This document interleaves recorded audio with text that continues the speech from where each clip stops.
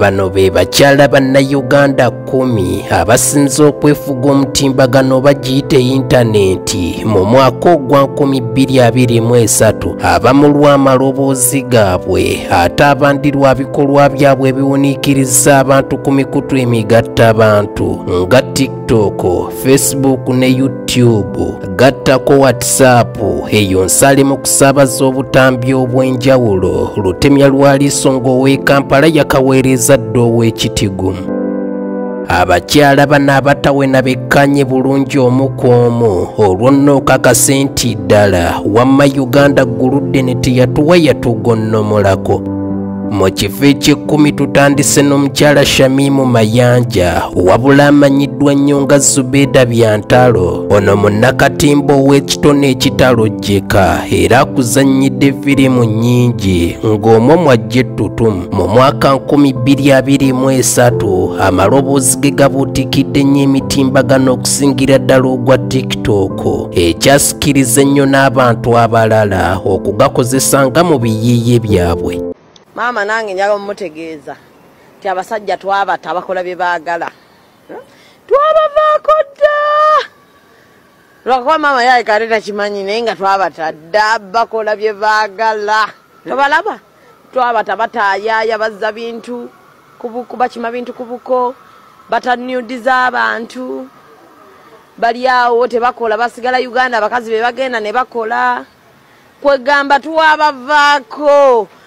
Ensi bakaba bukabi abakyaliwo tubafuga abasajja ombalaba mubaveeko mubaleke bakole be baagala. Takomye ku kyamaloboozi kyokka wabula n'ebigambo eby'enjawulo ebikubiriza abalala n'okwambala mu ngeri eweesa ekitiibwa eddiini ye ey'Obusiraamu. Katono nnyo eri abagoberezi b'omukutu guno nkutegeeza nti erinnya Jamii Radio lyakyusibwa ng'era kati emmunyo gyegese Jamii TV Uganda goberera omukutu guno wonna w'ogusanze. Eky'omwenda kirimu omuwala akazanyiikiriza ayitibwa Maama Nakanjako ku myaka gy'emito yeewuunyisa olw'obuvumu bwa Samu Katemba we. Ekyo nno kyasikiriza abantu bangi okumugoberera ennyo ku mukutu ogwa TikTok. Obukankufu bw'eddoboozi lye si kiwa nti likuleka mu katebe w'otudde.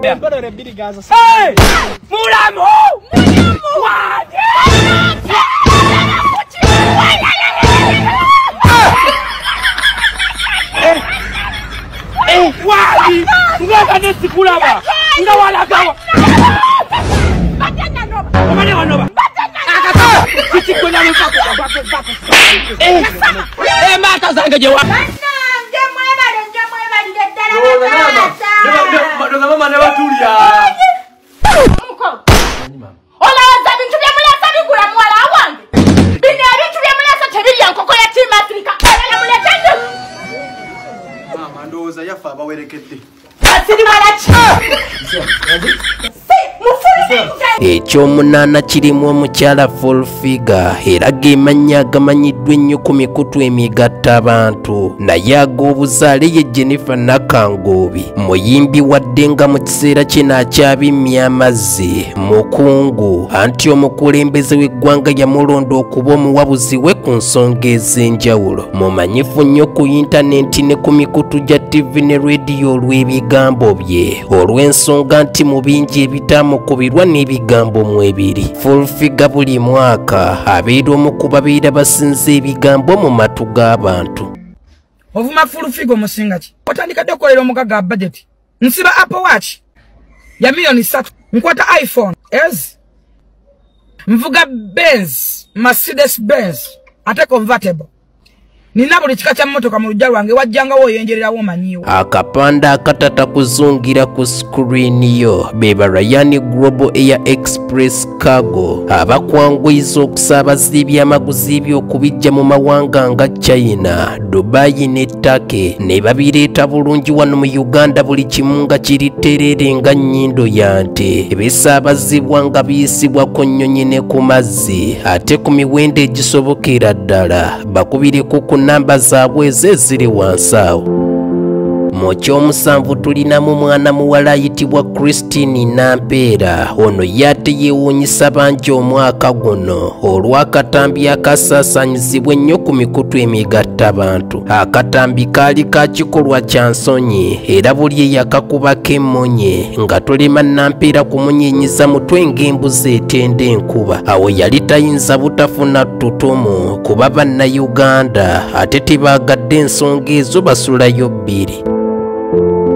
Ekyomukaaga kituddemu mwana muwala munnakibuga ayitibwa Sheila Gashumba. Wano mu Uganda abalinga mwana muwala ono balina ntalabika ng'ekimuli ky'endagwa olw'enkola y'ebintu bye. Muwala mweyagaza ennyo oba omudigize, ebimu ku bisinga okumwawula ku balala y'ennyambala ye. Beppo n'okweriira ensimbi mu ngeri erumya abateesi. Wabula mu mwaka guno waliwo akatambi akaabungeesebwa ennyo ku mikutu emigatta abantu. Nako kaali ka kikolwa kya nsonyi era abaakeetegereza ennyo be baatukakasa nti omwana ow'obuwala eyabadde mulinga yeetiriboosa ye Sheila Gashumba ono waffe. Omukyalo ow'okutaano ye Zari Hassan the Boss Lady. Sigenda kwegiriisiza nnyo ku mukyalo ono kuba nanti ebibye ebyo birina ntaggwa malujja ng'erivubutuka mu ffumbiro. Ekisinza okussa ennyo omukyalo ono mu maaso gaffe omwaka guno gwe mukwano gw'alina ne mwana mulenzi Shakibu Lutaaya. Okwo bw'ogattako endabika ye, mukyala munyirivu nnyo eby'ensuso okukira eddiba ly'emmondo. Ekyokuna ye mukyala Babi Yetungu Kyagulanyi, muka omukulembeze w'ekibiina kye National Unity Platform Robert Kyagulanyi Center mu Bobi Wine. Obuvumu bw'omukyalo ono n'obumalirivu bw'ayolesa mu byakola bw'oba tewatunda mwoyo nga nkoko emira ensanafu teweetantala. Ekyokusatu ye mubaka mu Paaliyamenti omukyala Betty Nambooze Bakireke. Lugaba yamuwundira olulimi olutalina nsisi kwambalira muntu yenna. Gwe kasita okola ekiteetaagisa awatali kumanya kitiibwa ky'olina, Nambooze akugolola ettumba. Obuvumu n'ensengeka y'ebigambo bye byamujja ku mutendera gw'ekitundu ky'akiikirira mu Paaliyamenti, nadda ate ku mutendera ogw'okulwanirira eggwanga lyonna. Ekyokubiri tulinamu abakyala babiri bonna nga bayimbi bakenkufu, Shiba Kalungi ne Cinderella Sanyu. Mu mwaka 2023 baakoze ekyafaayo kya bbato y'abayimbi abakyala eyasookedde ddala mu ggwanga Uganda. Ensi 5 gye njogera ku buli omu we yeemalidde egeyaŋŋano yabaddewo mu Sebutemba w'omwaka guno. Yayindira mu kisaawe kya Meefuga e Kololo era nga bbato yawangulwa omuyimbi Sindi. Ekyo buli eyaliyo yavaayo akikakasizza, naye ate omuyimbi Shiba yasigala wankizo nnyo olw'amaanyi ge n'okukkiriza ekyafaayo kino Uganda okukifuna kuba yali yasabwa dda bbato eno naye ng'akyabatunuulira kyamuli omukadde kyatunuulira amawolo. Akabuuza ajjako ng'era emyaka 5 gye tukubye amabega, Shiba abadde ng'aleebya bayimbi bakyala banne era ne muguno yakyabakwatidde enkasa abayimbi abakyala okufulumya ennyimba ezisinze okukwata bannayuganda omubabiro. Nga bwe tufuna omukyala asinze okwetikka omutimbagano mu mwaka 2023, nkujjukiza okulanga nange bizinesi y'osobole okwettanirwa abaguzi. Nfunira ku nnamba yange eyo ey'essimu eyita wansi awo.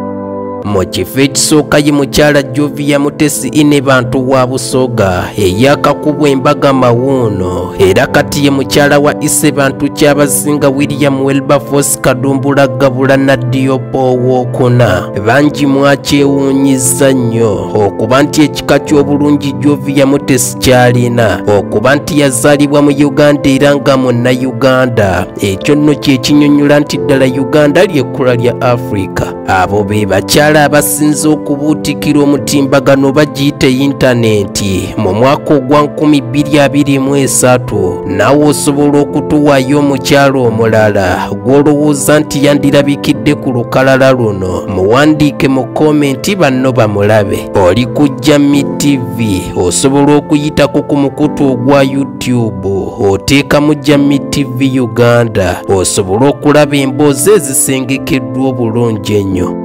Akuume.